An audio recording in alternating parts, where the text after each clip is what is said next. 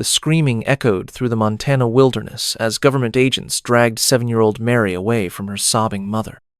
The child's desperate cries for help in her native Blackfoot language would be the last words in her mother tongue she'd be allowed to speak for the next decade.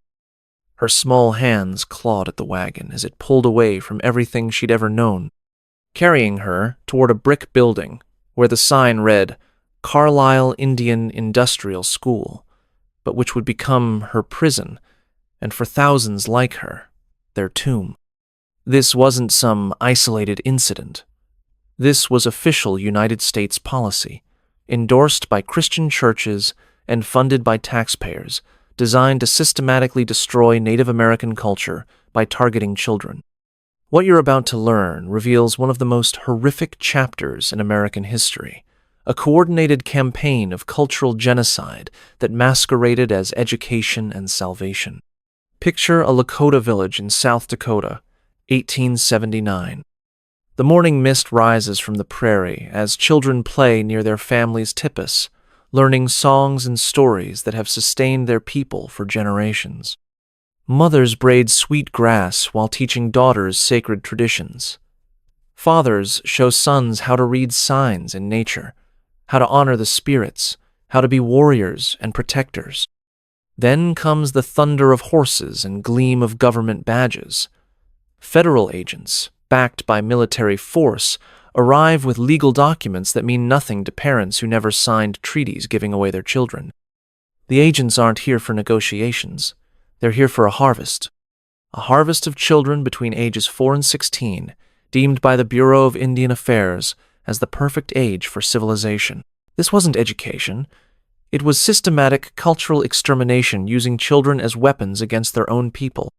The plan was diabolically simple. Take children young enough to be completely reshaped, old enough to work, and numerous enough that within a generation, Native American culture would simply cease to exist. The removal process was designed to be as traumatic as possible, breaking children's spirits before they even reached the schools. Parents who resisted faced imprisonment, loss of government food rations their families needed to survive, or worse. Many parents, already weakened by decades of war and disease, had no choice but to watch their children disappear into government wagons. Children were often taken during seasonal hunts when fathers were away, leaving mothers alone to face armed agents. Some parents tried hiding their children in remote camps, but government scouts would track them down. The message was clear. Resistance was futile. Your children belonged to the United States government now. The train rides became the children's first taste of their new reality. Packed into cattle cars for journeys lasting days or weeks, many children had never been more than a few miles from home. They watched familiar landscapes disappear, taking with them any hope of finding their way back. Some children, as young as 4 years old, would soil themselves from terror, earning beatings from supervisors who saw this as evidence of their savage nature. But the children never knew if they'd ever see their families again, and many never did. The first thing that happened when children arrived was the systematic destruction of everything that made them who they were. The hair-cutting ceremony was perhaps the most spiritually devastating assault these children faced. In most Native American cultures, hair carries deep spiritual significance. It connects you to ancestors, holds your prayers, represents your strength and identity. Children were forced into barber chairs while staff cut away years of carefully tended braids, often while other children watched as a warning. The hair was swept up and burned, sending the spiritual essence of these children literally up in smoke. Many children believed their souls were being destroyed along with their hair. 7-year-old Joseph Horncloud from the Rosebud Reservation later wrote, "I can still hear the sound of the scissors cutting through my braids. With each snip, I felt a piece of my spirit die. They told us we looked like little white children now, but I felt like I had become nothing at all." After haircutting came the uniforms, identical gray or blue outfits that erased any individual expression. Traditional clothing, often made by mothers and grandmothers with sacred symbols, was confiscated and burned. Children watched as generations of cultural artistry went up in flames. The most devastating assault was on their names and languages. Children were assigned Christian names chosen by staff who couldn't be bothered learning their real names. A child named Standing Buffalo became Thomas. Firstborn daughter became Mary. Their native names weren't just changed, they were forbidden. Language suppression was enforced with savage brutality. Children caught speaking their native tongues had their mouths washed with lye soap that burned their throats. Repeat offenders were beaten with leather straps until they bled. Some had needles pushed through their tongues. Others stood for hours with heavy signs reading, "I will not speak Indian." They were told their culture was evil and that they themselves were born sinful. Religious indoctrination began immediately and never stopped. Every day started with mandatory chapel services where children were told that everything they'd ever learned was devil worship. Their ancestors were burning in hell. Their parents were savages headed for damnation. The spirits they'd been taught to honor were demons trying to steal their souls. Reverend Samuel Chapman, who ran the Phoenix Indian School, held special sermons targeting Native children. "Your heathen ceremonies are abominations before God," he would thunder while children as young as 5 sat terrified in wooden pews. "Every word of your savage tongue is a sin against the Lord." Children were forced to memorize Bible verses for hours each day, reciting passages about obedience until their throats were raw. Those who couldn't remember verses perfectly faced punishment. No food, solitary confinement, or public humiliation. Many children developed what we would now recognize as severe anxiety, but staff interpreted their trembling as spiritual conviction. Sunday sermons became exercises in systematic psychological abuse. Children were forced to stand and publicly confess the sins of their heritage, to denounce their families as heathens, to beg forgiveness for being born Native American. Those who refused were denied food until hunger forced compliance. Pain wasn't just tolerated, it was encouraged as a way to break them. Before diving into the most disturbing part, if you love learning hidden truths about history, subscribe and hit that like button. Let me know in the comments where you're watching from. I find it incredible that we're exploring these suppressed stories together, finally giving voice to the children whose cries were silenced for over a century. The physical abuse at these schools was so systematic and brutal, it can only be described as torture. Children were beaten for the smallest infractions, looking up during prayers, walking too slowly, showing any sign of homesickness. The punishments were designed not just to hurt, but to humiliate and dehumanize. At the Carlisle School, children held heavy logs above their heads for hours until their arms gave out and they collapsed. At the Phoenix School, children were chained to beds and left without food or water for days. The Kemawa School in Oregon had a special punishment room where children were locked in complete darkness with hands chained above their heads. Winter punishments were particularly cruel. Children stood outside in freezing temperatures wearing only thin uniforms. Some lost fingers and toes to frostbite. Others developed pneumonia and died. At the Pipestone School in Minnesota, children marched through snowdrifts while staff rode alongside on horseback, striking anyone who fell behind. The instruments of punishment were varied and creative in their cruelty. Leather straps embedded with metal studs, wooden paddles with holes drilled through them to increase pain, chains and shackles that left permanent scars. Some schools had discipline rooms equipped with restraining devices that belonged in medieval torture chambers. But the physical abuse was just the beginning of the horror these children endured. Some survivors say the night was more terrifying than the day. The sexual abuse that occurred at these schools was widespread, systematic, and covered up by both church and government authorities. Children who had already been traumatized by separation from families, cultural destruction, and physical abuse became prey for predators who knew their victims had no voice and nowhere to run. Priests, nuns, teachers, and staff had unlimited access to children who'd been taught that questioning authority was a sin punishable by eternal damnation. The same religious framework used to destroy their culture was weaponized to ensure their silence about sexual assault. Children were told that reporting abuse was bearing false witness, a mortal sin that would send them to hell. At the St. Joseph's School in South Dakota, Father Benedict Peters systematically abused children for over a decade. When victims tried to report him, they were beaten for lying about a man of God. At the Immaculate Heart School in Arizona, Sister Margaret Rose used her position to procure children for visiting clergy. The psychological manipulation was as devastating as the physical assault. Children were told they were chosen for these encounters because they were special, that it was God's plan, that their suffering was bringing them closer to salvation. Many developed complex trauma responses, believing simultaneously that they were victims of terrible crimes and that they deserved punishment for being born Native American. Mary Crow Dog, a survivor of the Immaculate Heart School, later wrote, "They stole our bodies the same way they stole our names and our hair and our language. They told us it was holy, that we should be grateful. I was 8 years old, and I believed them." The schools profited, while the children learned nothing but obedience. While these institutions called themselves schools, very little actual education took place.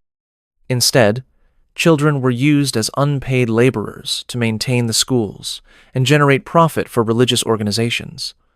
Boys worked in fields, shops, and laundries, while girls cooked, cleaned, and sewed. The products of their labor were sold to support the schools and line administrators' pockets. At the Carlisle School, children worked up to 10 hours daily in addition to minimal classroom time. They grew crops, sold at market, manufactured goods, shipped across the country, and provided all domestic labor needed to run the institution. The outing program essentially rented children out to local white families as servants, with schools keeping most wages. Academic education was deliberately limited and designed to prepare children only for menial labor. Boys learned basic carpentry and farming. Girls learned cooking and cleaning. Academic subjects like literature, advanced mathematics, and science were considered unnecessary for Indians, whose destiny was to serve white society. Even limited education was filtered through racial superiority and cultural destruction. History classes taught that Native Americans were savage obstacles to civilization.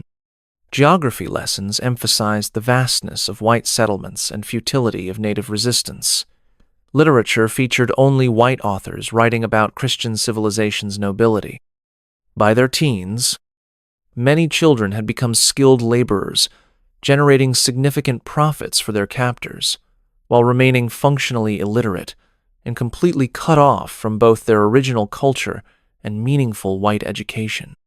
They existed in limbo, too civilized to return to tribes, too Indian to be accepted in white society. But the worst horror was yet to come. The systematic neglect and abuse was literally killing these children. Some graves were so small they could only have belonged to toddlers. Death rates at these schools were staggering and deliberately concealed from the public. Children died from malnutrition, untreated diseases, exposure, and injuries from discipline. At some schools, mortality rates reached 50%, meaning half the children who entered never left alive. Tuberculosis swept through dormitories like wildfire, spread by overcrowding and poor ventilation. Children showing symptoms were often isolated without medical care until they died. At the Phoenix School, sick children were locked in basement rooms and left to die alone, their bodies removed only when the smell became overwhelming. Malnutrition was endemic. Children were fed watery soup, stale bread, and spoiled vegetables while watching staff eat hearty meals. Many developed rickets, scurvy, and other nutritional diseases. Some children became so desperate for food they ate grass, tree bark, and even dirt.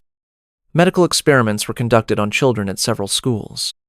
Children were given experimental vaccines, subjected to psychological studies, and used as test subjects for new treatments, all without consent or knowledge of what was being done to them. When children died, their deaths were rarely reported to families. Bodies were buried in unmarked graves on school grounds, often in mass burial sites. Families might never learn what happened to their children, spending decades wondering if they were still alive somewhere. Recent investigations using ground-penetrating radar have revealed the scope of this hidden genocide. At the Carlisle School alone, archaeologists have identified over 180 burial sites. The Marieville School in Canada revealed 751 unmarked graves. Each discovery represents a child taken from their family who never came home. The graves tell their own horrific story. Many contain remains of children as young as 3 years old, toddlers who died far from their mothers, buried without ceremony. Some graves show signs of trauma, broken bones, suggesting violence, malnutrition that stunted growth, diseases that should have been easily treatable. The trauma inflicted on these children didn't end with their individual suffering. It created generational wounds that continue devastating Native American communities today. Children who survived returned to tribes as strangers, unable to speak native languages, disconnected from cultural practices, carrying deep psychological scars that affected their ability to form healthy relationships. Many survivors struggled with what we now recognize as complex trauma, depression, and anxiety. They had learned to survive through emotional numbing, skills that helped them endure abuse but made it difficult to connect with their own families. Some turned to alcohol and drugs to numb pain they couldn't express in languages they'd forgotten. Cultural knowledge that should have been passed down was lost. Entire generations grew up without learning songs their grandmothers sang, stories their grandfathers told, medicines their ancestors used. This cultural genocide was so effective that many tribes today struggle to revive languages and traditions nearly extinguished. Parents who survived often found themselves unable to show affection to their own children, having been taught that emotional expression was weakness. Some became abusive themselves, perpetuating cycles of trauma they didn't understand.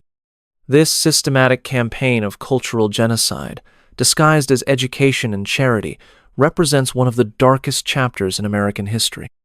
Over 150 years, hundreds of thousands of Native American children were stolen from families, tortured, abused, and often killed in institutions funded by taxpayers and blessed by churches.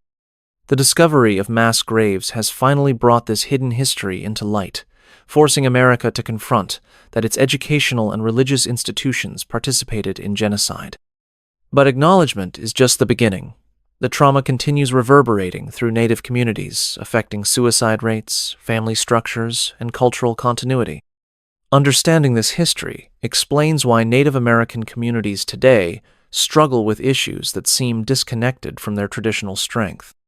The boarding schools didn't just kill individual children, they were designed to kill entire cultures, to break the chain connecting Native people to their ancestors and land. If this hidden history shocked you, hit that subscribe button, because there are more suppressed stories that need telling. Let me know in the comments what other forgotten atrocities deserve investigation. Remember, this systematic abuse was happening within living memory, carried out by institutions that still exist today. The voices of those children, silenced for over a century, are finally being heard. Their stories demand not just our attention, but our commitment to ensuring such cruelty is never again disguised as salvation. If this exploration of humanity's darkest secrets left you questioning what other buried truths lurk in history's shadows, click the video appearing on your screen now to discover another shocking chapter that history tried to erase.